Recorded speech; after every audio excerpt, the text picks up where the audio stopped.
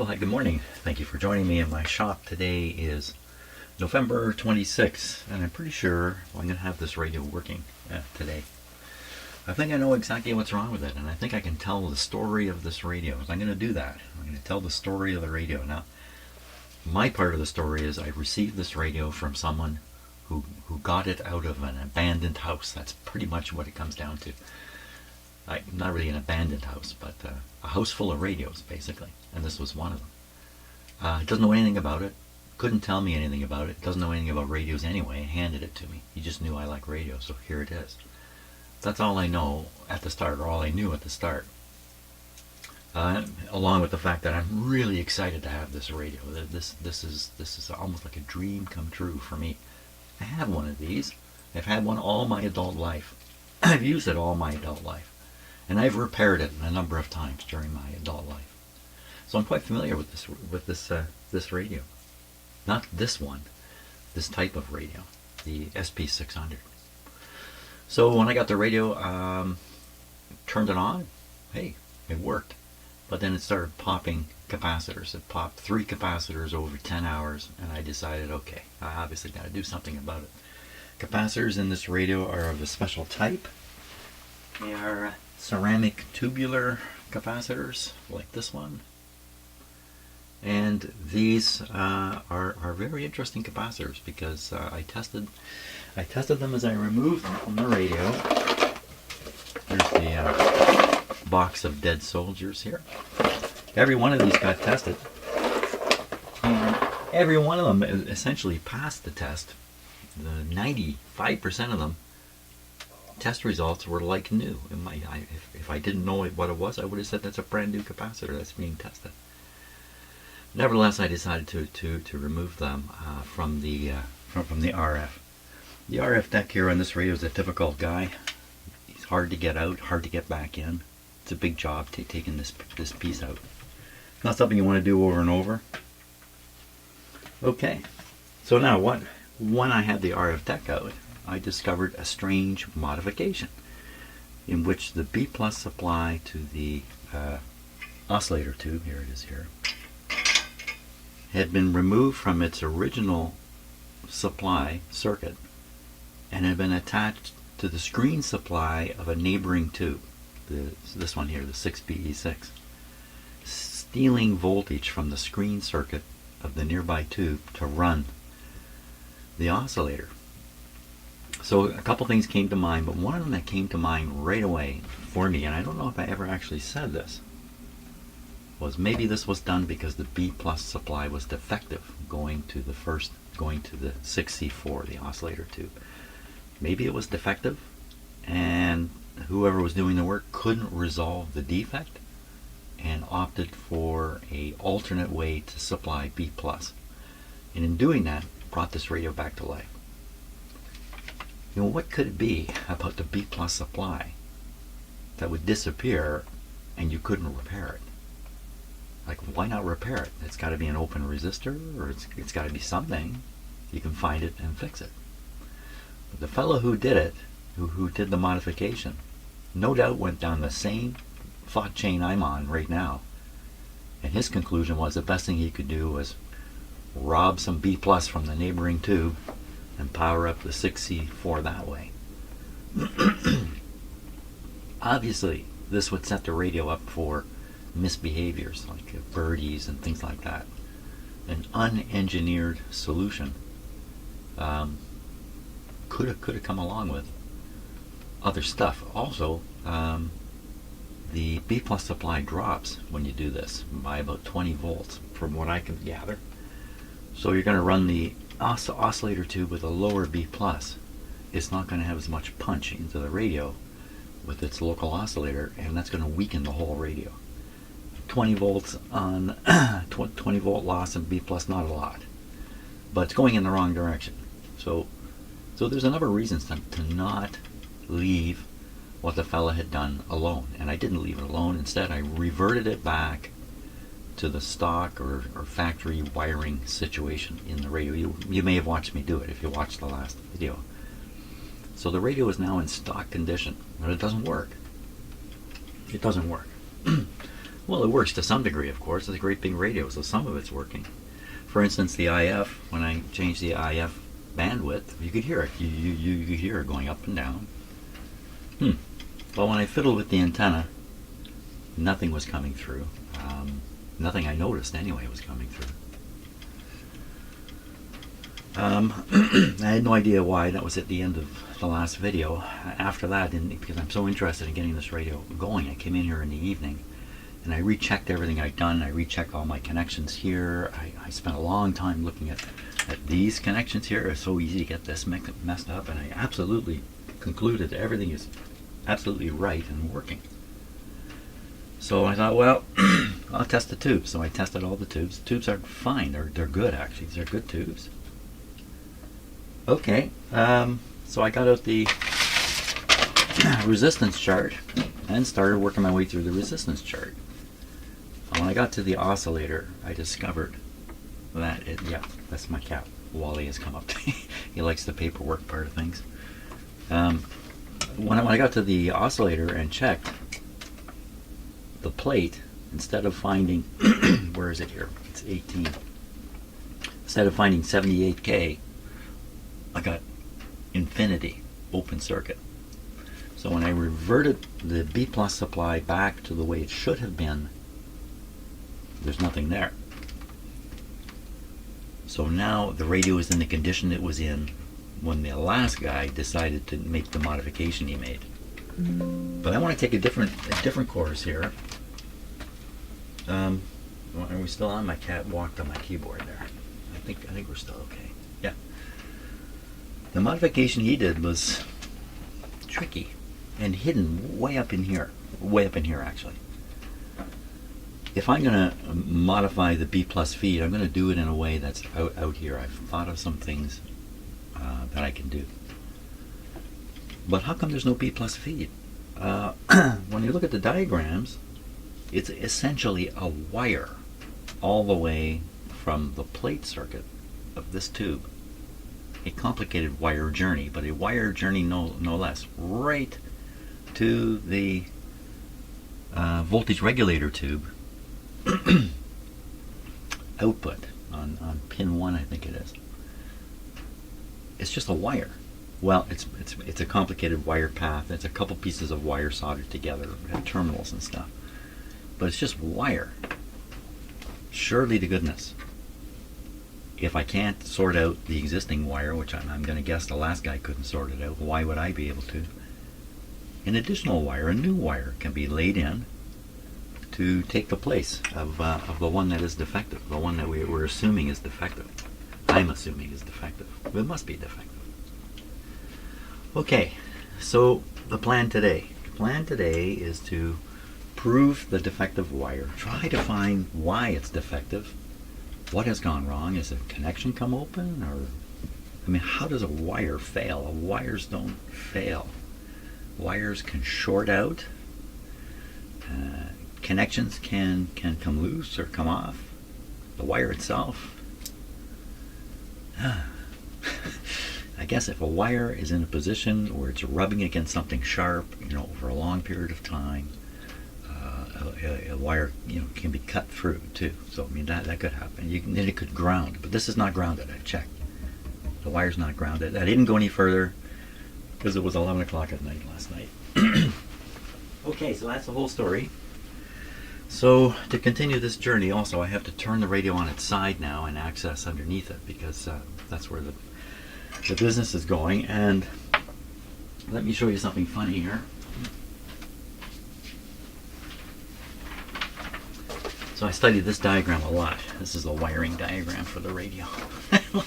Last night, all of a sudden I realized this shape here is not a box. Now, these are not wires disappearing on the, through a crack in the radio from bottom to top. This is a cable. Main wiring cable. All this time I've been looking at this. This is okay. I'm exposing myself here. I've been looking at this and I had not realized that this is the cable that runs through the radio. So okay, that's just a funny thing. Now I realize this is the cable. It all makes sense. The wires going into the cable, the wires coming out of the cable, here and there, color coded. although the same color code repeats itself in this radio. So the wire I'm after is not really shown on here. It's on another diagram. But it comes out way over here on this terminal strip called E13, and apparently if you know a lot about these radios, this terminal strip is an issue in this radio. The early radios, it's a terminal strip. You can see the terminals and you can solder on. Later radios, they use some kind of block in here. I don't really know. And I'm going to turn this over. I think I've got the terminal strip on this radio. I'm not sure what's in there.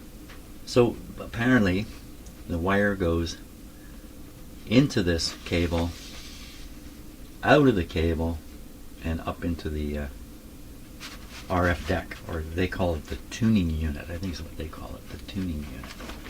That doesn't sound right. It sounds the tuning unit. Wouldn't that be the big capacitor here? Okay. Now, part of my investigation ended right here too, because I don't know if you can see it or not, but you see on this pin 2, it says red, white, and you see a cable or wire coming off going into the cable, and another wire coming off going in the cable. So what they're showing here is 2 wires coming out of this cable joined together at this point. And that's it. Where's it go? It disappears into this cable and pops out somewhere else. We don't know. Who knows? So this is a mystery to me, what this point is. I haven't been able to find this point. This point's not marked. It doesn't exist on schematics. So I don't know what's going on there. So we're going to find all this stuff out. That's my plan. Let me put. We're going to tip this over. What did I do with the vacuum tube I just had in my hand? Yeah. Okay, time to stop the video. Here it is. Yeah, that's it. I'll put this back in. I have a number of other tubes taken out. One of the techniques I use when I'm doing testing on here is I'll look at the schematic and I'll say, from pin 5 of this tube to pin 6 of this tube, there is 10,000 ohms of resistance in the circuit. It's a circuit that doesn't mean anything from the radio's operation, but from a test point, you can go ahead and do the test and see if you really get the 50,000 ohms or whatever it is that you've seen on the schematic. And then this opens up a whole world of testing with these radios. That is, you can point-to-point testing after examining the schematic and determining what the result would probably be, and then you can check and see if you're right. And it does 2 things. 1, you find problems. 2, you find out you don't know what you're doing, and you start doing it right. Because the test results don't match what you expect, and then you find out, test results are the test results. I got something wrong in my head. Okay, enough talk. I'm gonna get a little bit of coffee ready here, and then I'm gonna flip this thing. Maybe I'll video me flipping this on its side. It's kind of exciting. And oh my gosh, I'm 13 minutes into the video already, and all I've done is talk. Sorry. Let's take a look at this diagram before I tip this guy. Excuse me. This piece here is this piece here. You have a number of different terminals with wires soldered to them. One of them is kind of hidden in the back here. This one in the back supplies the B plus to the oscillator tube. You can follow the wire up, down along here, through R30, up here, it's a capacitor this way, through R29, and then onto the coil that I moved, and then right to the plate.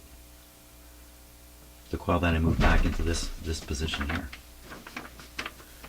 So my thinking is, we got to deal with this. Can you see there's a wire coming out of this subassembly, but there's another wire. It's a little hard to see right here.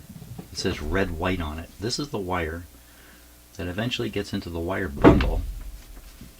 Actually, it shows it coming through here. This would be a cable now. I understand what I'm looking at.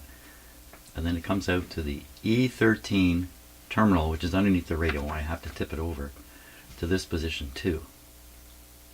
From there, this diagram doesn't tell you any more of what happens. In this position doesn't show up on any other diagrams or the schematic clearly. Let's look at the schematic here. Excuse me, guys. the brothers are wrestling. So if we look at this, here's the oscillator tube, here's the supply. This is the supply that was reattached over to here, but I've reattached it down this way. It goes through two resistors, 1000 ohm resistors and some capacitors here, which I have changed. Long, okay, down through the crease in the paper, all the way down to here, straight across to the top of the voltage regulator tube. So it's a basically straight wire from here all the way to here.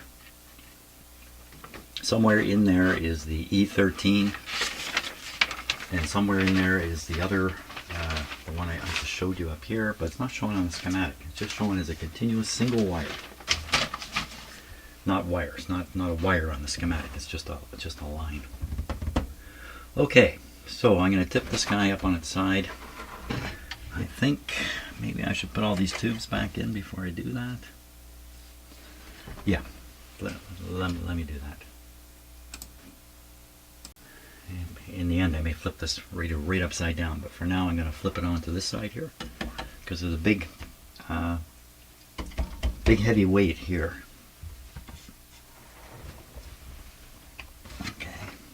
Plus this piece hangs out. It's kind of hang out past here. No big deal though.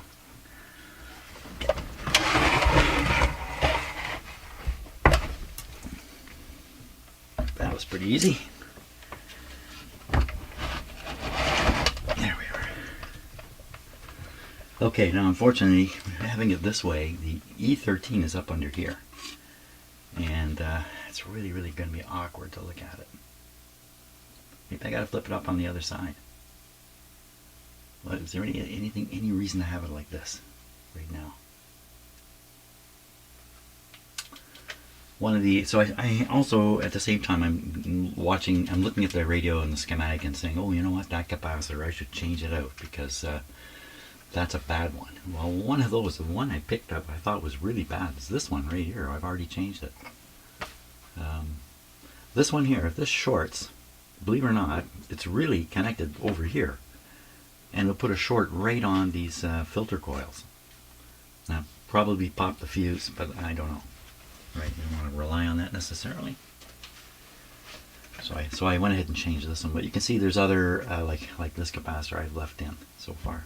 And you know, just while we're talking about this, there's a big electrolytic here, another big one here. There's these guys. There's all these. They're all, yeah. So, okay. Can I really work down here? Because I got really good access up here. How else can you do this? You can put it right on its back. Because it has these extension pieces here. You can flip this thing, set it right on its back. You know what? I should do that. I think that's probably the best arrangement. That is the best arrangement. Okay, one more time. Here we go. Get my feet set here.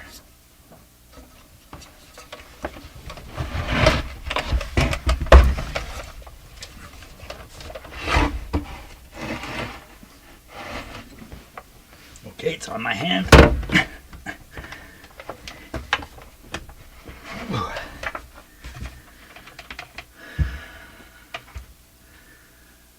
Whew.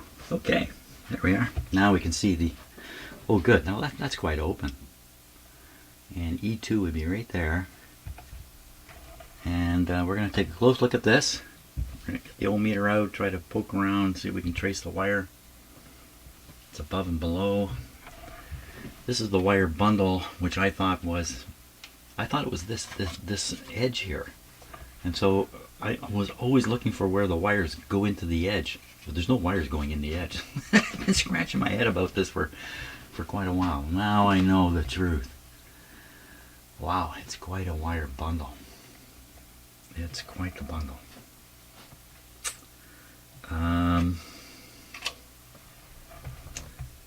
Yeah.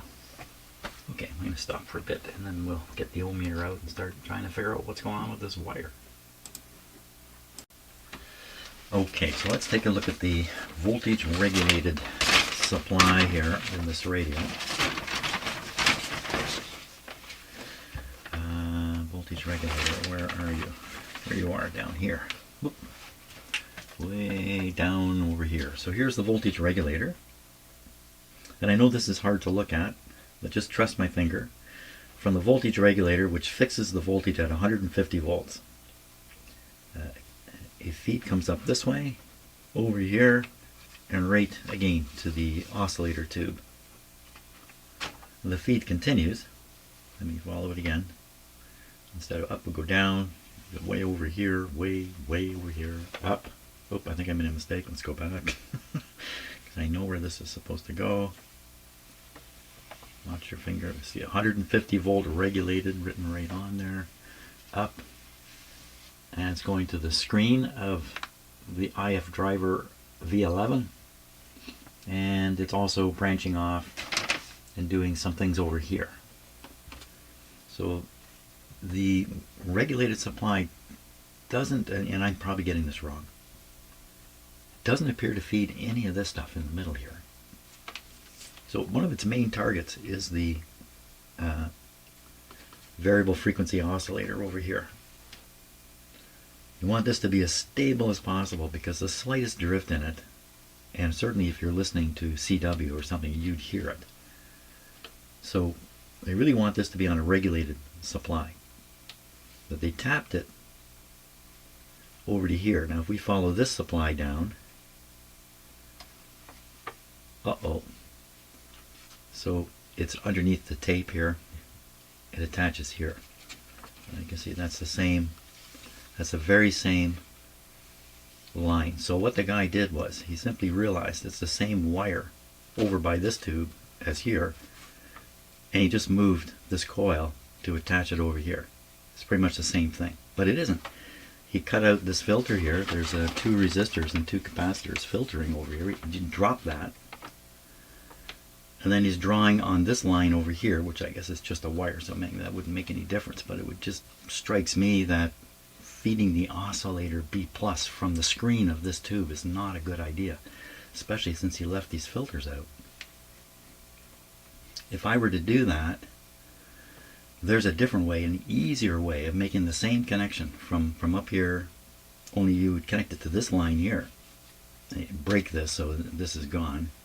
And then you feed through the filter up into here. It's an easier fix. I don't know why you didn't think of that, but you didn't. Now what am I going to think of? So the reason I'm looking at this is to look at the fact that the voltage regulator pin 1 is wired solidly all the way up to here. Now I can't really get at that because it's hidden now by the RF deck being reinstalled. But I can certainly get at this pin, which is the same thing, just with a couple of resistors. So I should be able to read from here, pin 1 or pin 5 up here, all the way to the tube here, pin 1. And when I do that, I get open circuit. And that's when the lights came on, actually. Yeah, last night when I did that, I go, oh wow, there it is, right there. Now, it can't. This is a strange thing. How can it be? How can the B plus get up here? This is all part of that subassembly I had out on my bench. All this. So there must be another supply coming up into it, which wouldn't make a lot of sense. You'd think they'd bring one wire up into it. Yeah, it's almost invisible here because of the way I taped this. There's a wire coming up to here.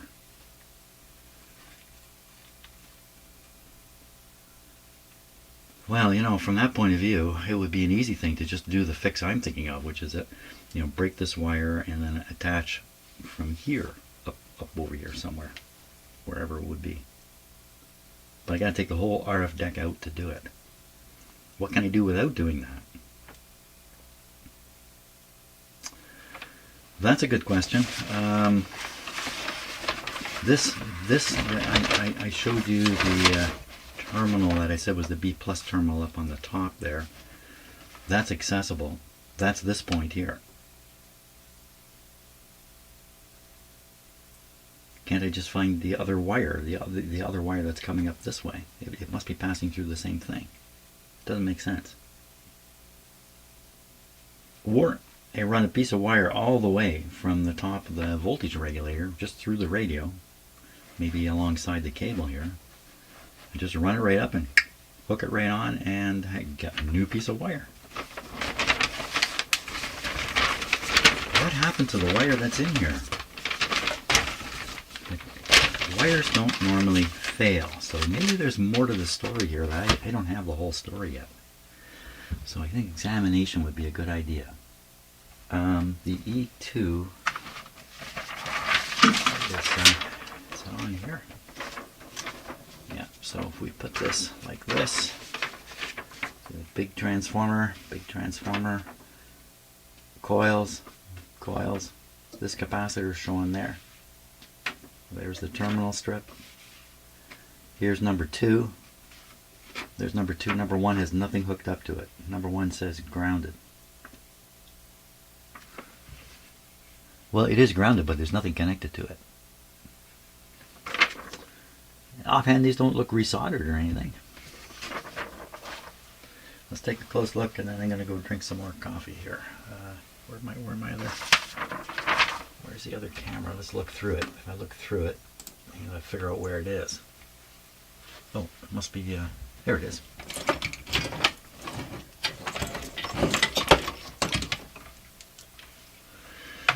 Okay, let's take a look at this strip here. Come on, camera. You're not focusing? It's bright. Maybe I don't have the focus on. Okay, hold on.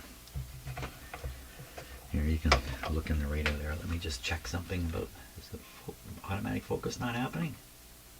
Does not seem to be happening. Okay, how come? How come? Bear with me a moment here. It's not happening because it's not turned on. There we go. Okay. That's an interesting thing in itself. But here we go.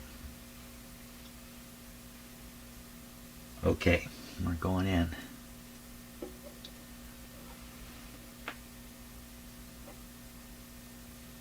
And I'm going to need to leave the autofocus on, I think. So there's the first pin. It's nothing soldered to it.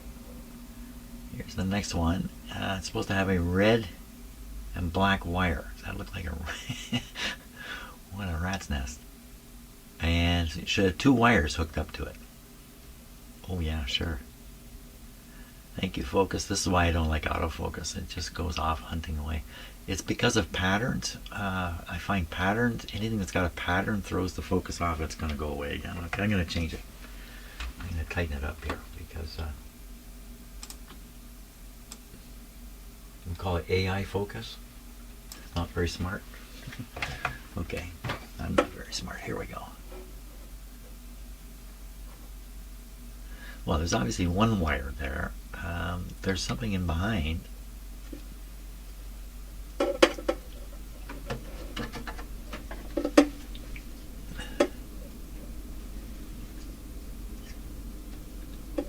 Okay, I'm trying to wiggle it here. I got my finger on it. Well, it looks like it might be attached. Yeah, it would seem to be attached. It goes up and just kind of loops around and heads. Wow, it's like excess wire. You don't expect to see that much excess wire. So there appears to be 2 wires here. One of them conceivably goes back to the top of the to pin 1 on the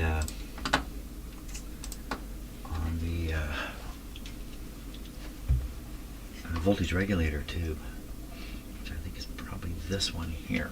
Let me look. it right. Yes. So that's the voltage regulator tube. There's almost nothing hooked up to it.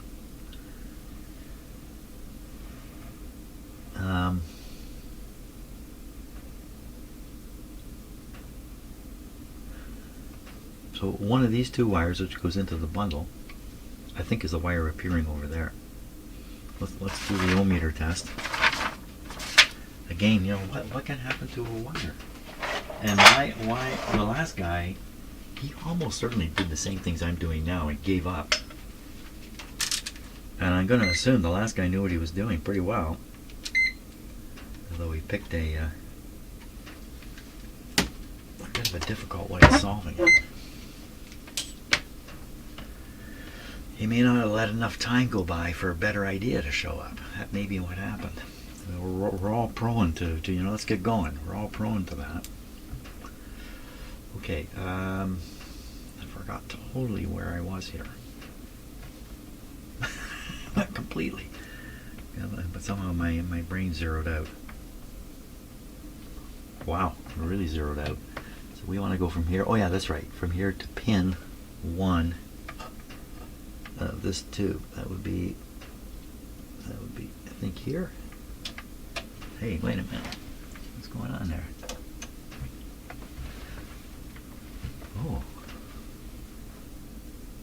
Oh, that's not pin 1, Jim. Spent too much time looking at these sockets from the top side. Let's try this. This is pin 1 here. So, I don't see anything on the meter.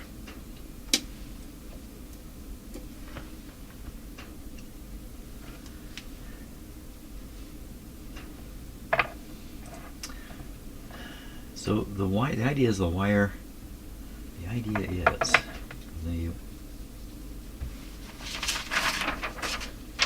this part's shown here. I can figure it out. So this is like this. This guy is. They've taken this and they've spread it out bigger on the diagram. So sometimes things don't actually really like. So there's the capacitor. There's the tube, but in reality they're right next to each other. Here we are. White, red, white, red. That to ground, yeah.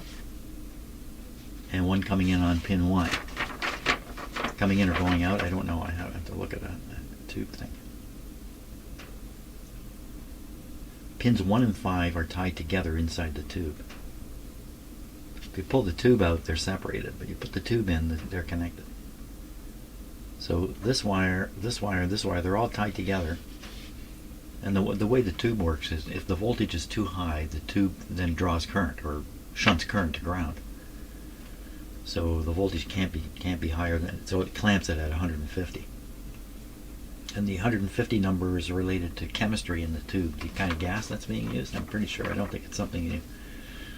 I think 150 is what it is. There's one or two other voltages, I think, in these tubes based upon the gas they use. I think. So here we come this way through a big resistor and over to V14. What is V14? What is V14 doing? V14. I don't know. Oh my God, through here. So normally I have all these diagrams open in my laundry room next door here, where I've got a bunch of big surfaces to lay them all out on. I don't have to do what I'm doing now. V14. Who are you? V13 is the BFO. V14 is the detector tube. And AF output for the meter, the detector tube. Really? 6AL5, yeah. Detector tube. So, well, I'm totally lost as to why am I interested in that? I can't remember.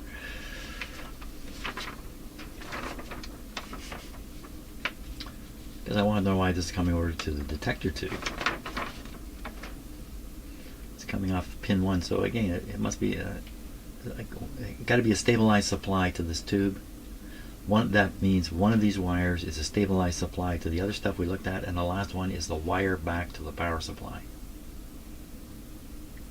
Which is which? It just disappears into this cable, and they don't tell you Well, I can figure it out because I have the schematic right here.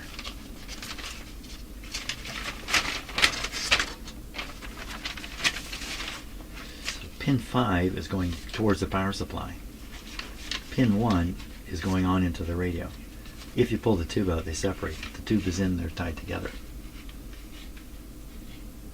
So pull the tube out, and then I can measure on pin 1 this way. And what would I expect to find?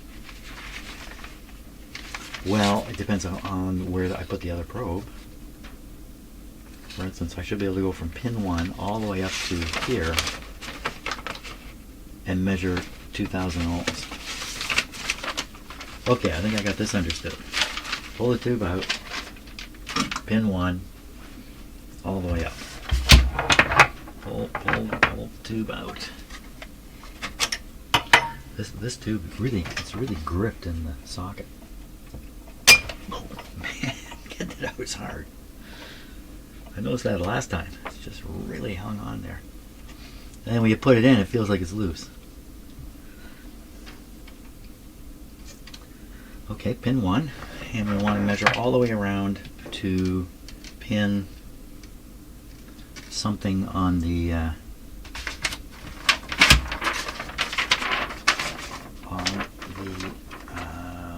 oscillator tube. So it's not going to be on. It's going to be on here. Is it on here? It's not on. It's not on here.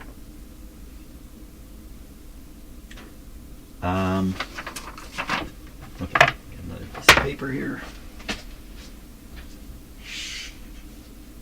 Uh-oh, where is that piece of paper? Okay, so I'm going to stop for a bit, have some coffee, find that piece of paper, and we'll get back to it in a minute or 2, or 10, or 5. Okay, let's skip the coffee for now. It took me a while to find this. I dropped it on the floor here in the shop.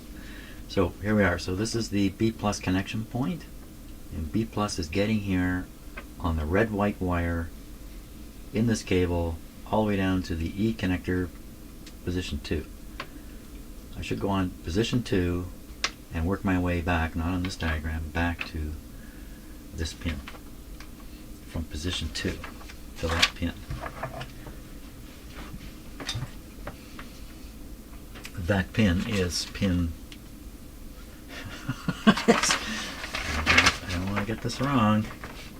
Is pin number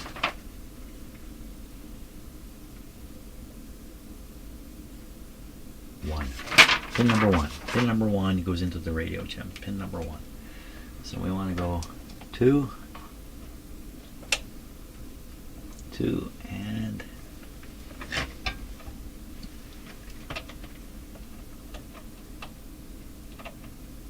2 and 1.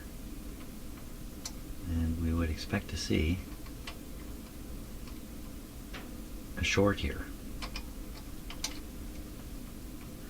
So this doesn't look red and black to me.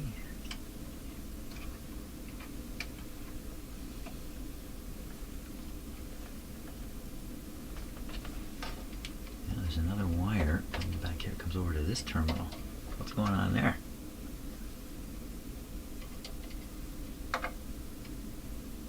Hey. Oh. Did I have this on? Yeah, I checked it. And I can see the wire. It goes from here to here. I can see the wire. It's right there. There we go. Why did I have trouble getting a reading there?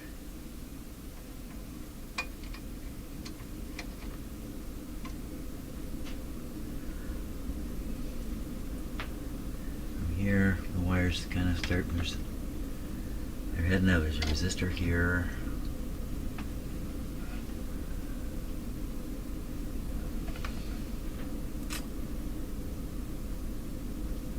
I'm lost. I'm lost here. I'm trying to basically measure from a piece of wire from this end to the other end. And the other end is where? Is it here? It's not here. It shows it on So how can that be? How can you have this open here? Failed connection up here?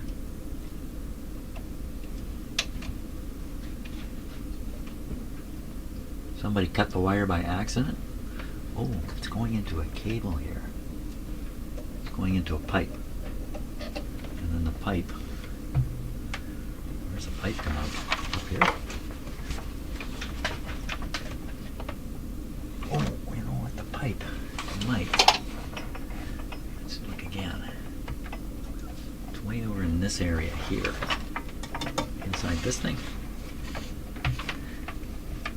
There's like a black tube here with a series of wires going into it, including one from this terminal.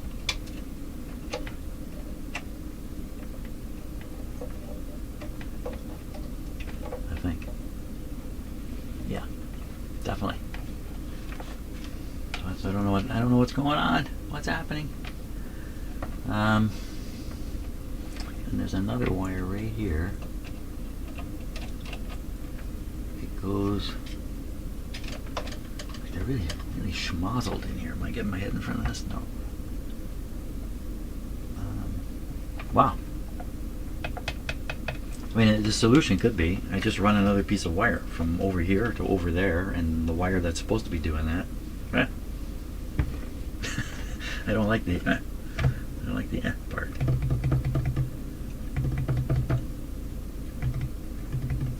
The wire diagram is pretty detailed on here. This cable diagram. So if we look very carefully, we can't see anything. We can see red and white going in.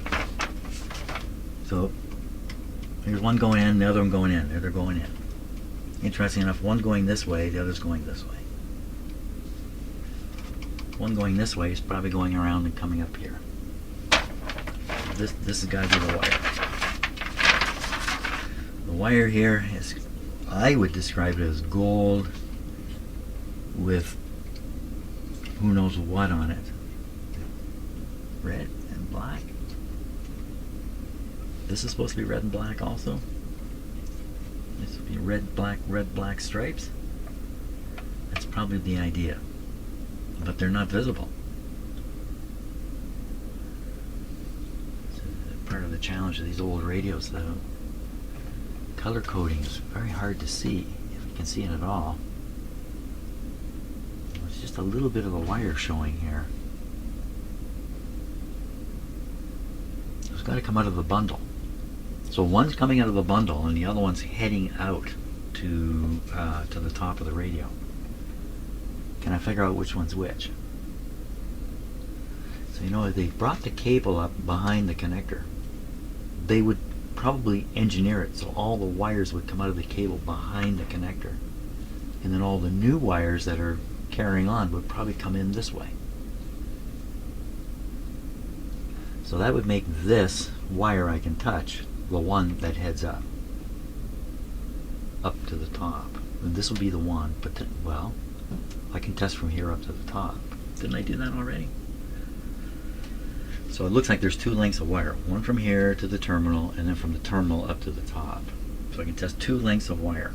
I just tested the length here and found it to be open circuited, supposedly. Do you want to believe it? Do you want to believe it? Or did I? Did I find it open? I think I did. So it would appear that that's the section that's out. So I just have to replace a piece from here to there and we're done. Now I got to test from here up to the top. Can we spin this wire long enough? Up to the top of what? Top of what? Up to the top. Yeah, that terminal at the top there. Okay, let me clip this in.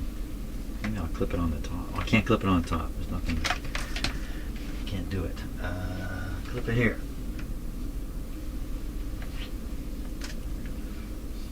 You might wonder if I talk to myself when I'm alone. Because I do these videos, I do that when I'm alone doing stuff. I start talking, think to myself all the time. I think most people do. Do I talk out loud? Yeah, I find myself talking out loud. You know, the worst thing is, I find myself sort of practicing for this on different topics. Like I'll just find myself talking about some topic around my house, and as if I'm doing a video here. Yeah, making videos, making me crazy. Okay, we're ready. We're connected here. And we're just not really where I want to connect, Jim. Come on, because I'm talking and consuming my brain power. That's where I want to be, and I want to see if it's continuous up to the top. See, I can't understand why somebody wouldn't have done all this. Uh-oh, I can hear cats crashing around. What are you guys doing? Something happened. Okay, spin this around so I can see what I'm doing. Oh boy. And I have to pull this up over here. Spin this around farther. Okay, watching that meter. What do you say, wire? Look at that. So the wire is good from there to here, but appears to be no good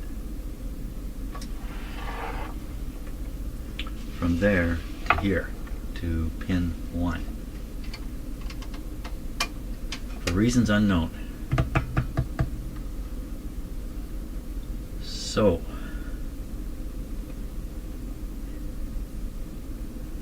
if this is getting no voltage though, how is the rest of the radio, how is it getting voltage? Like, wait a minute, hold the fort here. This doesn't all add up. There's no, so the idea is the wire up top is fine all the way down here. It's the wire from here in the bundle. If you look, they carefully drawn the end of the wire showing which way it's coming out. Isn't that interesting? They've curved it just a little bit there. Okay, so back to what I'm saying. So not good from here over to here, pin 1. So this red-white wire has to be one of these two red-white wires. And then the other red-white wire must be the feed to the top, which appears to be good. So, on the face of it, if I connect a wire from here, just run it around and run it and solder it onto there, the radio will start working. I will have restored the B+ supply. I'll have to convince myself two things. One, that yeah, this is what's happened. Somehow a wire has failed. I don't know how. That really bothers me. And number two, leaving the wire the way it is, because I don't know what to do about it. I guess I could. Can I disconnect it over here? If I disconnect it over here, well, I mean, how is the B+ getting up into the rest of the RF deck? That I haven't explained. Have I explained it? So we know B+ is here. How does it get to here, where they were stealing it? They were stealing it from number 6 here. I believe it was 6. That's a capacitor. They can't be stealing it. Well, right down here. This red-blue one.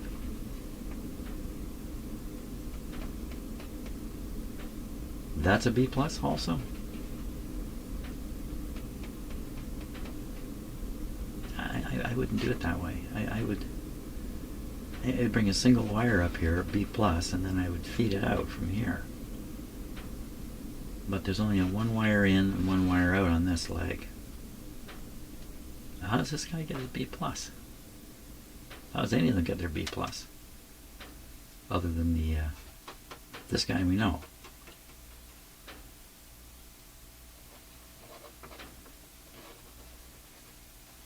Gotta be on this blue-red thing? How about these guys over here? Now, who's the plate?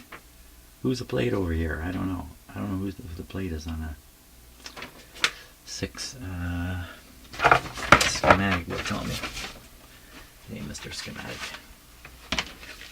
How does V1 get its plate voltage? There's V1. Plate.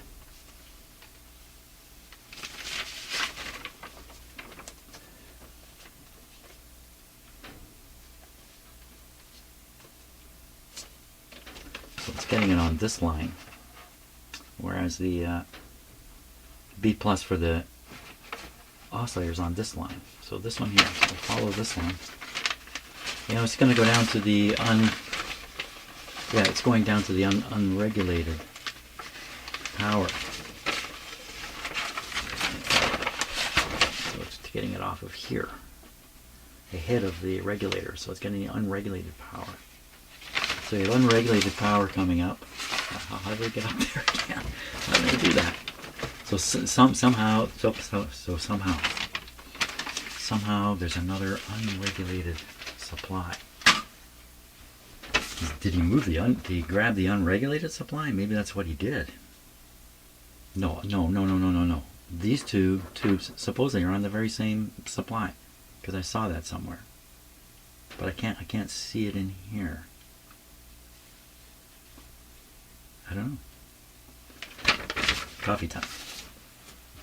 Coffee time has come. Okay, I'm still trying to increase my comfort zone with this whole thing, because I just find it hard to believe that a wire has stopped working. I don't know how that can happen. So let's double check this again, just in case I've confused myself. It happens. So we'll go on pin 1, one end of the wire. Pin 2, the other end, right here. Let me put this up on a high, 60 megohm here. Nothing.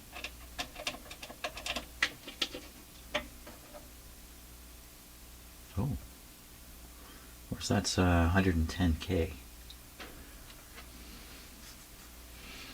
That's probably just fine. Well, isn't this a fine thing here? What could happen to a wire? So I've inspected the wire bundle with a flashlight very closely all the way around. There's just nothing showing up of any interest. The wire almost certainly is coming out of the bundle behind here, but I can't see it, but there's probably this wire and this wire. There's probably a third wire here. How could I get in and see that? How can I see the third wire? It's really hard to see anything in there. Let's try this. Everything's upside down and backwards. Okay, so I'm looking at the back of.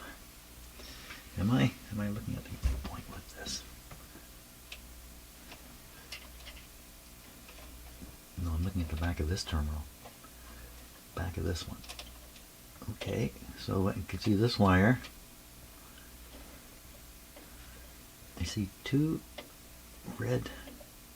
You see this one. I can obviously see this one in front. These other two, they're going by. They're not connected. Oh my gosh! Looking in a mirror here. Yeah, I'm sure they're going by. They're going to this terminal here. So all I can see is 1, 2 wires. Wait a minute, is there something else back there? Oh, there's another one. Okay, so there's another one going straight down the back here. And where's it going? Where are you going here? It's see it through there. Is there really a wire going down the back? Did I just imagine it?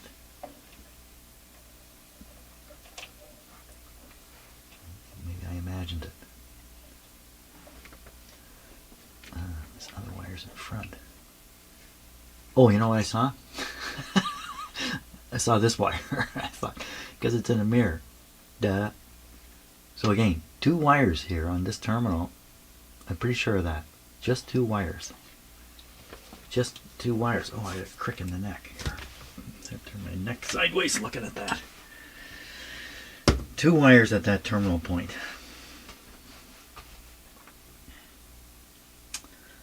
Well, that has to mean that the wire that is leaving is heading up to the to the top part. But that wire's okay, regardless of me being able to see it go up there. There's only 2 wires here. The other one is the one that has to go down and around here. Everything says put a new wire in from here to there. Could do something temporary. Could do something temporary, and then make the measurement from the top, from the plate resistance measurement, and find out if it's normal. If I just put in a temporary connection, a good quality temporary connection.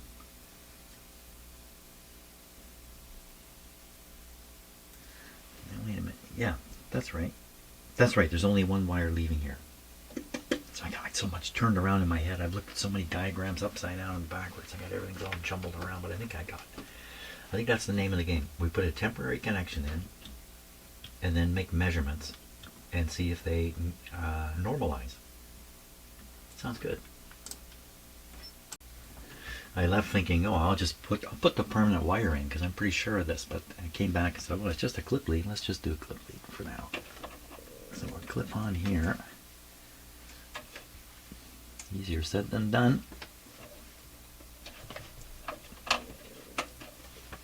I want it to be on really good.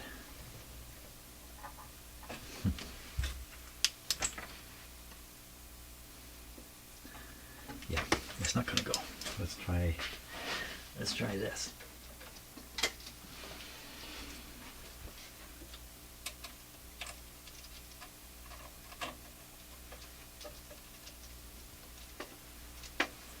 Okay, we'll stick this here.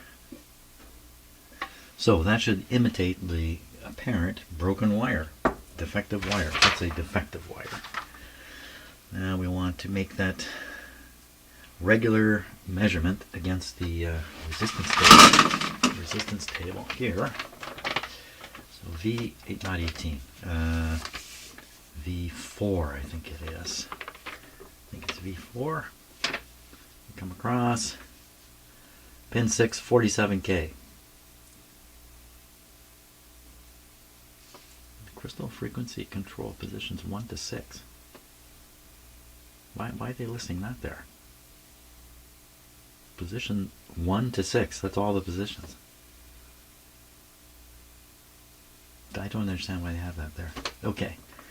Anyway, 47K. That's what we're going to look for.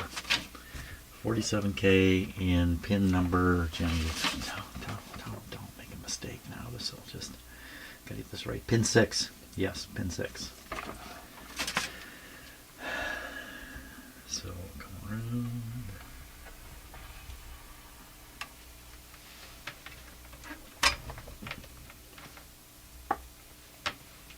Silence while we find out. Are we grounded? We are. We're not way up there. We want to be down around here.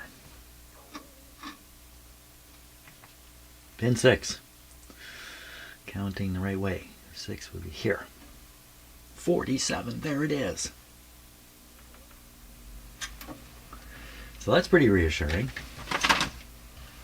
Look at this piece of copper wire. Where did that come from? That's a dangerous thing to have floating around.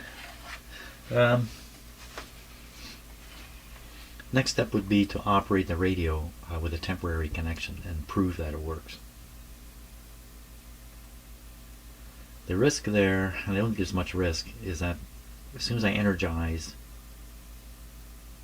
wait a minute, the wire has been energized all this time. Like the energy's been on, it's just been not getting through the wire.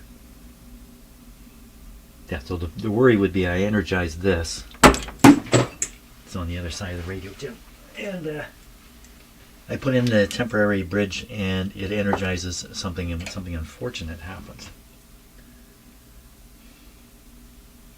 And what would that be? I could leave this tube out, put in the wire, energize the radio, and check the B plus here. If something bad's going to happen, it's going to happen with the tube in or not. Coffee time. Gotta think. Gotta give some time here. Synapse connections. They take time. Just getting ready to put in a permanent wire, in fact, because I'm quite sure of this. And then a new question. What to do about the old one that's down here? wire that supposedly runs from here to here but is defective for unknown reasons. Should I cut it? Is it doing something else? I don't think it's doing anything else. If I can cut it, there's some excess wire. I can always reconnect it if I get the feeling that that's what's needed. So I don't think I should leave it in. So I'm gonna cut it here. There we go. Cut the right one, Jim. Yes, I cut the right one. Let's just squeeze it over there. Okay, well that decision's made. I will continue sticking this wire in. See what happens. Oh, here's something interesting. I just picked up this flashlight and it's hot as can be. What is going on? What is happening here? Yeah,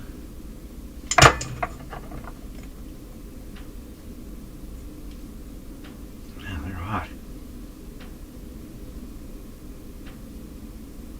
Well, I'll just stick with the radio. Wow, it's really hot in spots. Holy smokes! Wow, this must have shorted out somehow. My flashlight. Okay, try to concentrate, Jim. Try to stick with what you're doing here. Yes. Isn't life like that though? I mean, you don't ask for the problems to come. They just show up all on their own. Okay, I'll get back to putting this wire. I'm lucky. You know what? This could have led to a fire maybe if I just left that there for maybe well, I guess it's not terribly likely, but. These batteries are dangerous. I think about the batteries they're putting in cars, and they talk about charging these batteries up in a matter of minutes. There's a heavy current flows to do that, and then those batteries are charged up there like bombs. It freaks me out thinking about it. If you've never shorted out a car battery or seen a full and powerful electrical short, then you won't realize what it is you're sitting on top of while you're driving around in one of those. I think I'm seeing the tracks of the last person here. So I'm just getting ready to put the green wire on to this terminal. When I heated it up, this wire just popped right off. So the wires are not connected that way in the factory. In the factory, they're wrapped around the terminal, very mechanically solid, and then soldered. Basically to cover them so they don't corrode. That's really kind of what you're doing with solder. So I think this indicates that this wire's been removed once, probably for testing. Well, wait a minute. If the guy did this, then he would have discovered what I discovered, wouldn't he? Wouldn't he? So I think this is the wire that goes to the other side. Let's give it an ohm test here.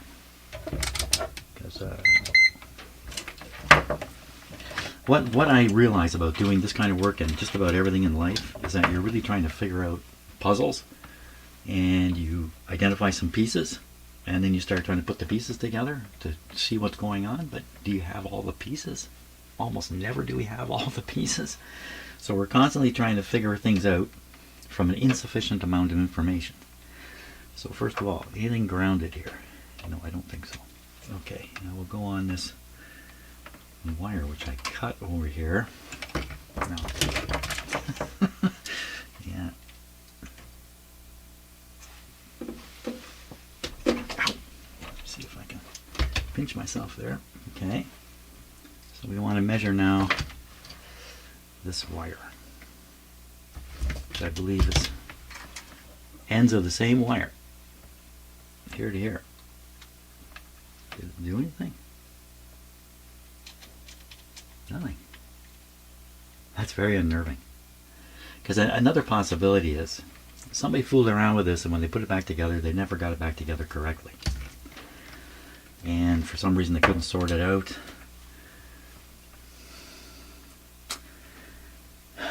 So where's that wire going? Should I reconnect it? Is it a supply to the terminal?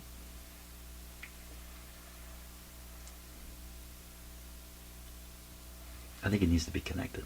I don't know what it is. Oh, I know what I can do. Let's go to the... I did it. What am I talking about? I did pin 1 to here. I didn't do this up to the top. Let's do that. So that'd be up to pin 6. the tube here. Get this into pin 6. So counting it correctly, that's pin 6. Okay. And now touching first the terminal. What happened? I can't see. Nothing. And then the wire. Nothing. Wait a minute, something's got to go, isn't it? Something's got to. Something's got to happen here. Okay, I'm right on the terminal. What's going on? What's happening?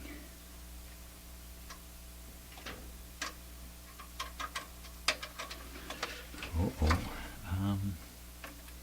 Didn't I do this already and I found that the connection from down there to up here was good? Isn't that what I found? I'm sure that's what I found.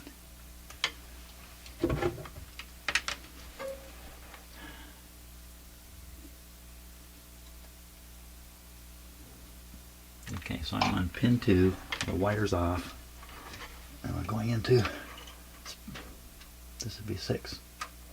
Nothing. What happened?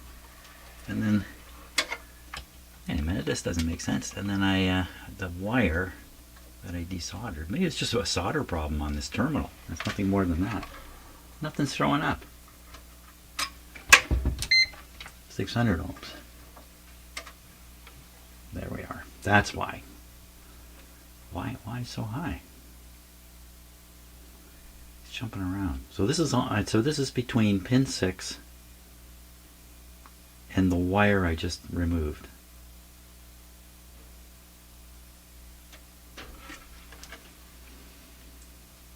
What's that even mean? So I go pin 6 again and the terminal. Pin 6 and the terminal. I thought this produced a 0. What's happening here?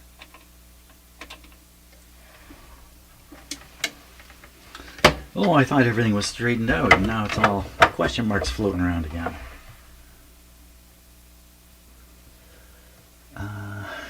There's no telling where this wire actually goes. It could easily come out of the bundle.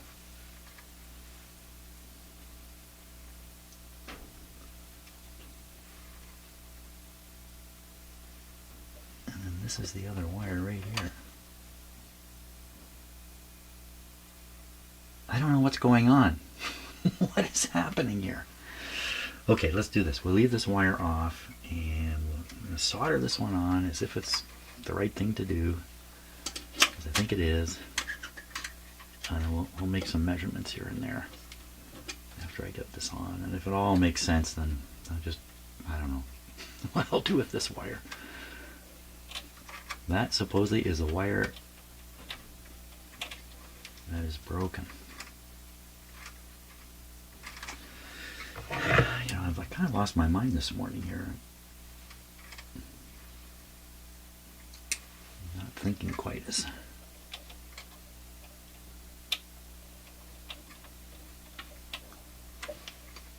I'll say one thing, I've been watching lots of videos like everybody on what's happening in the world, and especially what's happening here in Canada, and I don't think there's ever been a more exciting time to be Canadian than right now.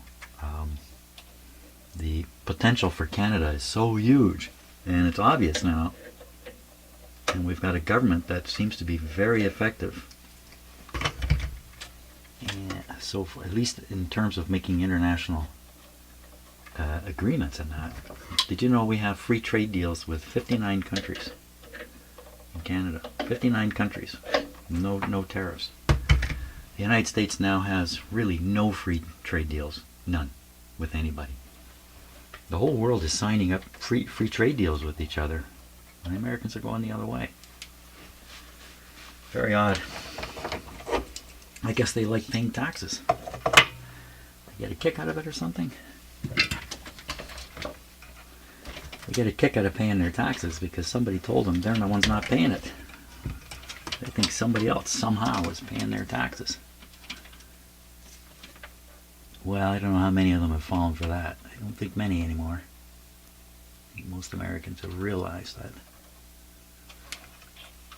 The whole tariff thing is a huge mistake, and you're not coming back. You're not coming back from it, because I don't know if Americans are paying attention, but the rest of the world is reorganizing itself very rapidly, and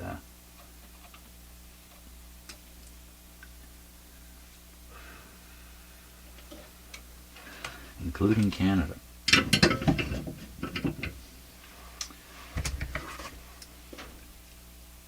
I gotta look in there. I think I may have put a short in. Oh yeah, with my flashlight. My over temperature flashlight. What would have happened to this? Maybe some kind of short circuit right in the lights. Might put this back in and see what happens. Which end's which? That's the plus end. We'll try it. This is a repair shop. I got something to repair. Negative. Okay, negative. Positive. Positive in.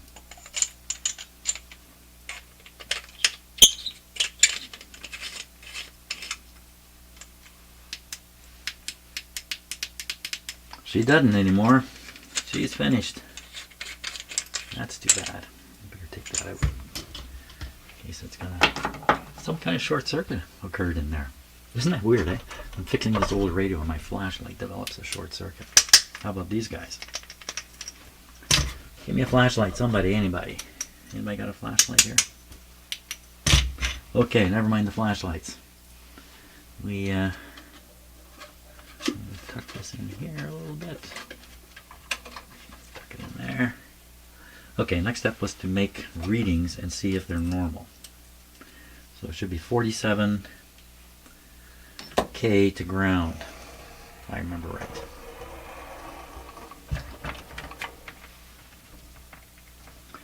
$47K to ground, so that's pin 6, and there's ground. 47, look at that. Wow. I think she's ready. I think it's ready for another go. We got to put in the voltage regulator tube.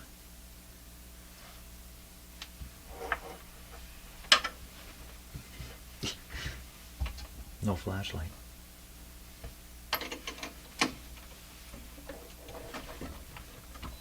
Okay. And do we have any other tubes out? I don't think so. Yeah, the main tube. Where's the main tube? The oscillator tube. Okay, I'm going to stop now because I'm going to take a break anyway before I try firing this up. I'll find a tube and stick it in. Okay, just before I turn the radio on, if you're wearing headphones, you might be hearing what I'm hearing, which is some interference type sounds, kind of a buzz and a hum. Where's that coming from? It's not coming from the radio, it's not on yet. We have 2 microphones going in the shop. So you can see there's some noise inherent in my system here. This is the volume control for the shortwave radio. Let's just with it off. Okay. No noise added in the circuit. Okay, I think we're ready. Can I come up with another reason to delay this? Probably not. Okay, let's go over the controls here. I do have the antenna connected. The antenna is switched on. Switch down here. Audio's ready. Audio gain will have no effect. Volume can be controlled from here or from over there. We're on 8K, which is a good setting. The band we're starting on is a wrong band. I'm going to move the band right down to the broadcast band. Some funny things happened in my headphones when I did that, but that's probably just me here, I think. It's probably my headphones. Yeah, I think it's just my own headphones. Well, I can't delay it any longer. So we're going to turn it on through the dim bulbs. You can just see them above the radio here. Just to start off with, just to be sure. So radio's switched off.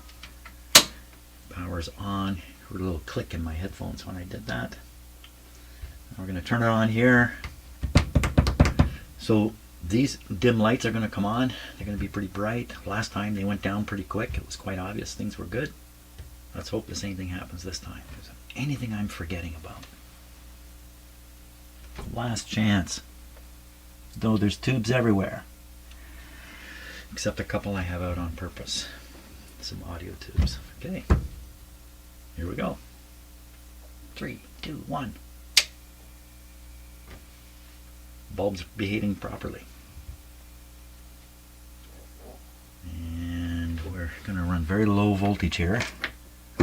60 volts. Let's just give it a moment. It's not going to work, but I have this on 0 also. That's not going to help. 60 volts, I can't imagine it's going to hear a thing. Okay, we're ready to go up in voltage, I would say. We are currently at all of 65 volts.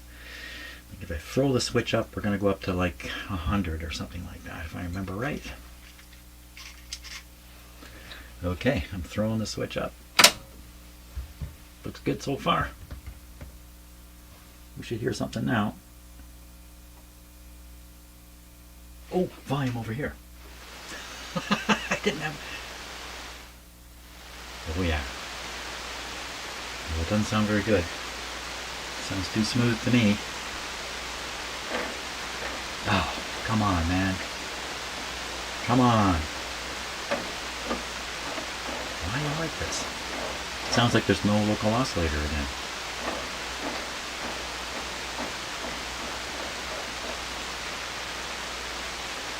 Think, man, what are you doing wrong? What could you be doing wrong? Not much. This is on CW. Should be on modulation. This is on AVC.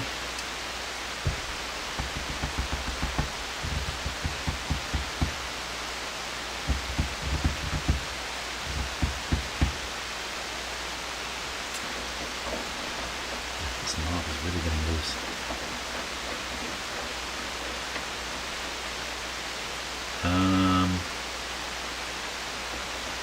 Even if the antenna was not working well, I would know this. It seems like there's no local oscillator. Still, the tube light up. Yep, tube is lit.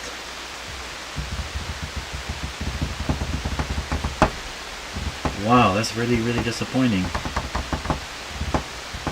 What's the voltage on pin 6, Joe? Now we're going to find out why the guy didn't do what I just did. Not going to work. He had to do what he had to do. I may have to do what he did in the end. I hope not. Okay, we're going to pull out the... Oh. Doing something funny there? Anybody not in? My headphones are doing funny things, so... It's not the radio. Okay, we'll pull out the tube here. No difference. I think that says something, doesn't it? And we're going to read pin 6 to ground voltage. Pin 6 to ground. Okay, into pin 6 first. Counting it the right way. Pin 6 to ground. Nothing. There's nothing there, Jim. How can there be nothing there? How can that be?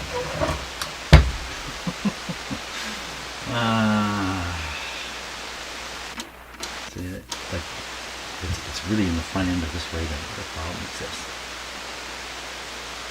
No B plus, but 47 ohms, 47k ohms, but no B plus. I have to tip this thing back up on its side again. Power off. Shut her down. What a disappointing thing that is, I'm telling you. Very, very disappointing. No B plus on the tube. How come? I don't know. I gotta decide if I'm gonna carry on here a little further, or yeah, I think I should probably do the next little step, which is poke around for B plus on those wires and the connections. Okay, so I just made a measurement now. I should have had the camera on. And I'm trying to measure what I believe is a wire running from back here to up here. I should just get 0 on here. That's what I should get. Now we're probably just going to see this. I'll tell you what I saw last time. Let's see what we see. So I'm going into pin 6, which is the plate. See that? See, what are you getting excited about? Just change that.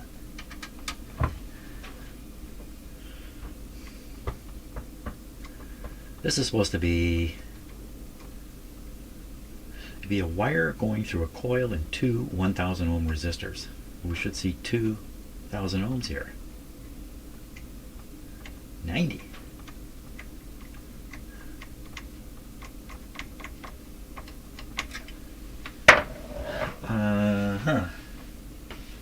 Okay. Just get the schematic here. So I believe I'm making a measurement. Well, the E thing doesn't really show up on here, so I can't point to the exact spot. It should be the same. This isn't going to help. Okay, you know what I'm going to do? I'm going to stop here because the morning's gone, and you have no idea how long a journey this is going to be. I'm pretty sure it was going to be over today, but no, the radio's got more surprises. So I'm probably going down the same route somebody else went down. Maybe there's a wiring error on this E13 connector. I don't know. Okay, so, but I'm not going to give up because the radio is 99% working. I just have to get that last 1%. So thanks a lot for watching. Plug away. I'll probably be in here during the day today because I can't leave this radio alone. Maybe I'll find out what's wrong later today. I don't know. Thanks a lot for watching to this point. So, sorry it doesn't have a happy ending, but you know, I'm not in control of these things. Am I? Okay, see you later.